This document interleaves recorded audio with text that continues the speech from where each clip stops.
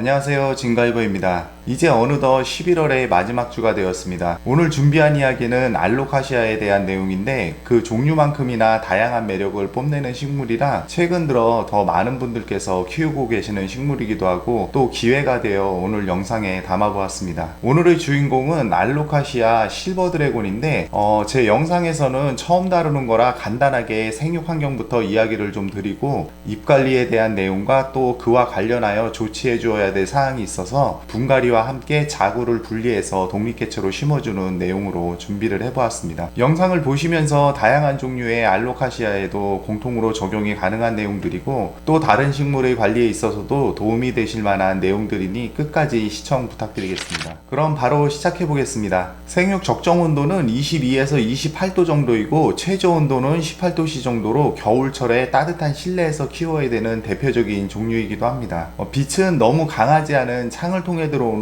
부드러운 빛을 보게 해주시면 무난하고 너무 강한 직광에 두게 되면 잎이 타들어가기 때문에 주의가 필요합니다. 통풍은 기본적으로 잘 되는 곳에서 키워주셔야 되고 습도는 60% 정도면 무난하게 키울 수 있고 흙은 배수성을 좋게 해서 심어주면 되는데 그것은 잠시 후에 좀 더 자세히 설명드리도록 하겠습니다. 기본적으로 생육 환경에 대해서 이야기를 드렸는데 실내에서 우리가 흔히 키우는 식물과 이론적으로는 크게 다를 게 없습니다. 가끔가다 일반적으로 받는 질문 중에 하나가 키우기 쉽냐 어렵냐라는 직접적으로 물어보시는 분들도 계신데 이 실버 드래곤 같은 경우 경험상 한마디로 답하기는 좀 어려운 종류이기도 합니다. 알로카시아도 종류마다 좀 다른 특성을 보이곤 하는데 이 식물은 다들 아시겠지만 잎을 감상하기 위한 관엽식물이기 때문에 기본적으로 잎이 항상 깨끗하고 건강하게 잘 관리되어지는 것이 무엇보다 중요한 부분인데 실제 키워보면 그것이 그렇게 쉽지만은 않은 종류 중에 하나가 실버 드래곤입니다. 얼마 전까지만 해도 멀쩡하게 잘 자라던 잎이 어느 순간부터 보시는 것처럼 이렇게 잎 가장자리 부분이 이렇게 누렇게 말라가면서 잎이 망가져가고 있습니다. 오늘 이야기 드리고 싶은 주요 내용 중에 하나가 이 잎에 관련된 이야기인데 잎이 이런 식으로 말라가면서 변하는 이유도 아주 다양하기 때문에 이런 현상을 보고 무조건 과습에 의한 피해라고 단정짓기는 무리가 있습니다. 그럼 잎이 말라가는 다양한 원인 중에 가정의 실내 환경에서 흔히 일어날 수 있는 몇 가지 이야기를 해볼 텐데 가장 오래된 아랫잎만 증상이 나타나는 자연하엽의 경우에는 정상적인 생육 형태라 그 부분은 제외하고 이야기를 해보겠습니다. 가장 흔하고 직접적인 원인이 되는 것이 물마름의 경우인데 알로카시아 종류가 과습에 약하고 무름이 잘 생긴다고 해서 물을 너무 말리면서 키우게 되면 기본적으로 물마름에 의해서 잎 끝이 타들어가면서 잎 전체적으로 둥글게 말려 들어가는 듯한 성향을 보이고 잎이 처지는 현상이 생기곤 합니다. 그리고 알로카시아도 물에 좀 민감한 부분이 있어서 수돗물에 염소나 미네랄 등에 의해서 잎 끝이 마르는 현상이 생긴다는 이야기도 있는데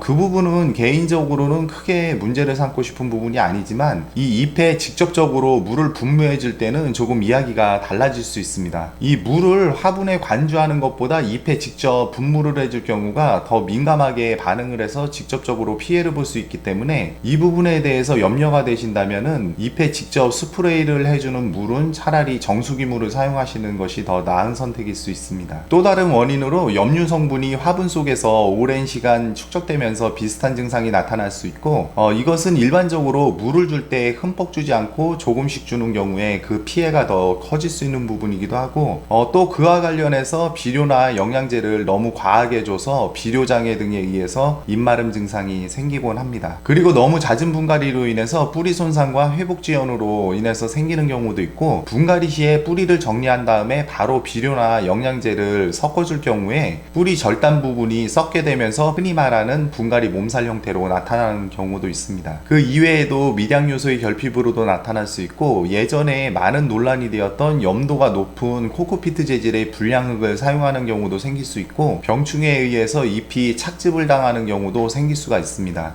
그 중에서 가장 많이 언급되는 원인이 과습에 의한 경우인데 있는데 배수가 잘 되게 흙배합을 해주었는데도 실제 키워보면 과습이 생기는 경우도 있어서 그 부분에 대해서도 잠시 후에 좀 더 구체적으로 이야기해 보도록 하겠습니다. 끝으로 식물등이 원인이 되는 경우인데 빛이 부족하다고 해서 식물등 아래에 둘 경우에 열기와 빛이 강해서 이 끝이 타들어가는 현상이 생기곤 합니다. 식물등을 사용하실 때는 종류별로 기능과 밝기가 다 다르기 때문에 제품 설명서를 참고하셔서 적정 거리에서 올바르게 사용하시는 게 필요하겠습니다. 이렇게 입마름의 원인이 될 수 있는 몇 가지 사항에 대해서 이야기를 드려봤는데 이 이외에도 더 많은 원인과 경우의 수가 존재할 수 있습니다. 그런데 문제는 이런 수많은 원인 중에 도대체 무엇이 직접적인 영향을 주어서 잎이 망가져가는지를 정확히 파악하는 것은 어렵습니다. 이것은 꼭 알로카시아에만 적용되는 문제가 아니라 어떤 종류의 식물이든 다 공통적으로 해당되는 사항이기도 합니다. 어떻게 보면 원인모를 입마름에 대한 조치 방법이란 말이 더 정확할 수 있는데 이런 복잡 다양한 원인을 대부분 한 번에 해결할 수 있는 방법이 바로 분갈이입니다. 이것은 저도 적지 않은 기간 식물을 키워보면서 체득한 사실이고 또 이론적으로도 반론의 여지가 없는 가정에서 해볼 수 있는 가장 효과적인 방법이기도 합니다. 물론 약간의 분갈이에 대한 부담감은 있을 수 있지만 원인도 모르고 그대로 방치해서 자연 치유만을 기다리는 것보다는 뽑아서 뿌리 상태를 확인하고 흙을 바꿔서 다시 심어줌으로써 앞서 언급드린 대부분의 원인을 한 번에 해결할 수 있는 방법이기도 합니다. 그럼 이 실버 드래곤도 한번 뽑아서 이 뿌리와 흙 상태를 한번 보도록 하겠습니다. 그리고 이 알로카시아 종류들은 독성이 있기 때문에 이것을 분갈이를 하거나 아니면 뿌리나 이 잎을 자르실 때는 항상 이렇게 니트로 장갑이라도 끼고 해주시는 게 좋겠습니다. 그럼 이걸 한번 뽑아 보도록 하겠습니다. 여기 보시면 자구가 이렇게 생성이 돼서 새로운 독립개체로 자라나고 있는 것을 볼 수가 있습니다. 그래서 이것은 그냥 이렇게 떼어주게 되면 이렇게 자연스럽게 이렇게 분리가 됩니다. 이거 같은 경우도 이런 식으로 분리가 되고, 그리고 여기 보시면은 이렇게 작은 자구에서 이렇게 생성이 돼서 싹이 나오려고 하고 있는데 이것을 무리하게 떼어가지고 따로 이렇게 심어주시는 분들도 계신데 그렇게 하게 되면은 성공 확률이 크게 떨어지기 때문에 분갈이 시에 자연스럽게 떨어져 나가는 것은 어쩔 수 없지만은 좀 화분에 심어서 두셨다가 이것처럼 이렇게 어느 정도 순이 나온 다음에 그 다음에 독립개체로 자연스럽게 심어주시는 게 훨씬 더 성공 확률이 높습니다. 이거 같은 경우도 여기 지금 자구가 이렇게 있는데 이것도 싹이 나오지 않았기 때문에 일부러 떼어내지 마시고 두시는 게 좋겠습니다. 그래서 이거 같은 경우는 뿌리를 한번 살펴보니까는 특별히 썩거나 엉킴이 생기거나 그런 이상이 있는 부분이 없어서 이것은 흙만 어느 정도 좀 털어주고 그냥 그대로 다시 심어주도록 하겠습니다. 그리고 이 자구에서 나온 이런 이미 독립개체로 자라난 이 작은 개체들은 그냥 같은 방법으로 해서 심어주시면 될 것 같습니다. 이제 흙배합을 해줄 건데 우리가 일반적으로 실내에서 식물을 심을 때도 배수가 잘 되게 흙배합을 해주라고 하지만 알로카시아 같은 경우는 다른 종류보다는 좀 더 빠른 속도로 배수가 될 수 있는 수준으로 해주시는 게 좋기 때문에 이렇게 좀 더 굵은 입자의 부재료를 더 섞게 됩니다. 물론 어떻게 관리하냐에 따라서 이런 코코칩이나 바크 그리고 난석 등의 배합 비율을 좀 조절해 주게 되는데 그 비율에 따라서 배수 속도를 조절해서 그만큼 안정적으로 물을 흠뻑 줄 수 있는 환경 을 만들어주게 됩니다. 이것은 배수 속도를 빠르게 해서 흙 속의 다양한 부재료들이 물을 충분히 흡수할 수 있는 시간적 여유를 줄여줘서 적은 양의 물을 머금게 해서 과습을 막는 방법이기도 하고 이 배수 속도의 조절이 모든 흙배합의 기본 원리이기도 합니다. 그런데 이렇게 배수가 잘 되게 배합된 흙에 심으신 다음에 평소에 저면 관수를 하시는 분들이 계신데 물론 앞서 이야기 드렸듯이 물때를 놓쳐서 물마름이 생겨서 잎이 마르거나 처지는 증상이 보이는 경우에 저면 관수가 하나의 해결책은 될 수 있지만 평소에 바크나 코코치 난석으로 배합을 해놓은 흙을 저면 관수를 하게 되면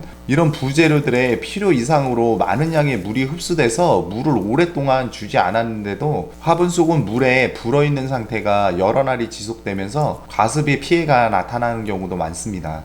또 평소에도 물을 흠뻑 주라고 해서 많은 양의 물을 줘서 배수구멍으로 많은 물을 흘려보내게 되면 이 역시도 부재료에 많은 물이 흡수되고 또 영양성분이 용탈돼서 배수구로 다 빠져나가 버리기 때문에 물을 흠뻑 주라는 의미를 무조건 물을 많이 주라는 의미로 이해하시면 안 되겠습니다. 이 부분도 잠시 후에 물을 주면서 다시 한번 언급하도록 하겠습니다.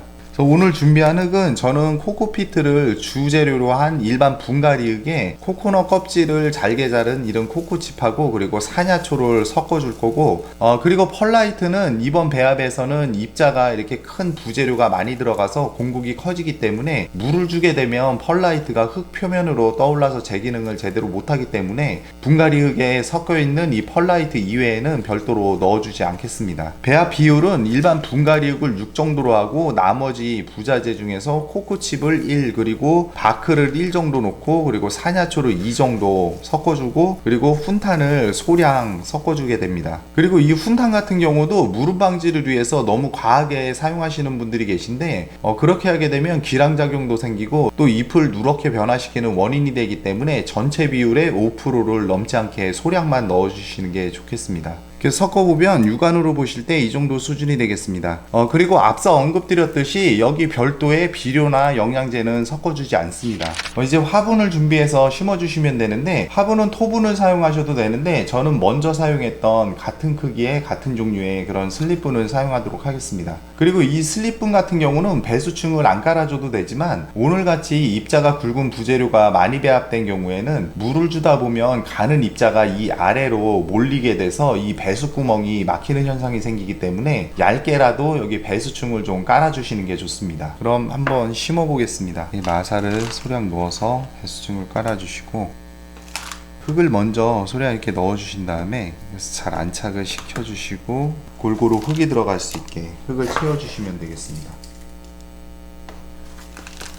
빈 곳이 없도록 골고루 이렇게 해서 채워주시면 되겠습니다.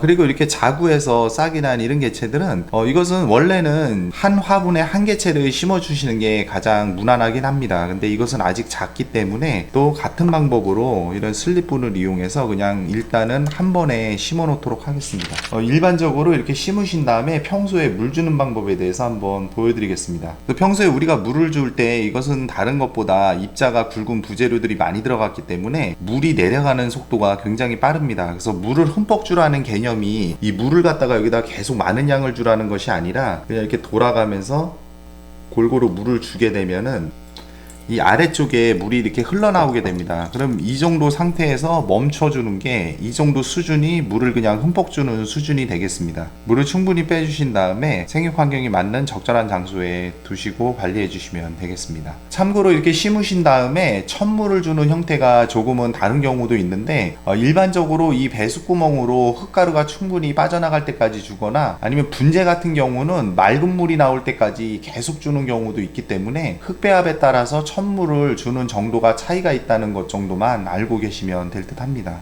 그리고 비료나 영양제는 한 달 정도 지난 다음에 알거름을 이 흙 표면 위에다 올려주시거나 액비를 희석해서 주기적으로 한 번씩 주시면 되겠습니다. 끝으로 한 가지만 더 이야기 드리면 이 알로카시아는 작은 경우에는 뿌리를 보통 오늘 보신 것처럼 자르지 않고 그대로 심는 경우가 많은데 만약에 뿌리가 너무 비대해져서 뿌리를 좀 잘라낼 경우에는 이 맨 아래의 잎을 한두 잎 정도는 제거를 해주셔야지 분갈이 후에 잎마름이나 잎처짐 등 그 시들어버리는 현상이 생기지 않습니다. 이것은 다른 종류의 식물도 분갈이를 할 때 뿌리 정리를 하게 되면 가지치기나 잎속기를 해서 TRU를 맞춰주는 것과 같은 원리라고 이해하시면 될 듯 합니다. 이것은 또 잘 관리를 하면은 새로 나오는 이런 잎들은 또 깨끗하게 잘 관리가 될 것 같습니다. 이것도 나중에 기회가 되면 좀 변화된 모습을 보여드리도록 하겠습니다. 오늘 준비한 영상은 여기까지입니다. 시청해주셔서 감사합니다.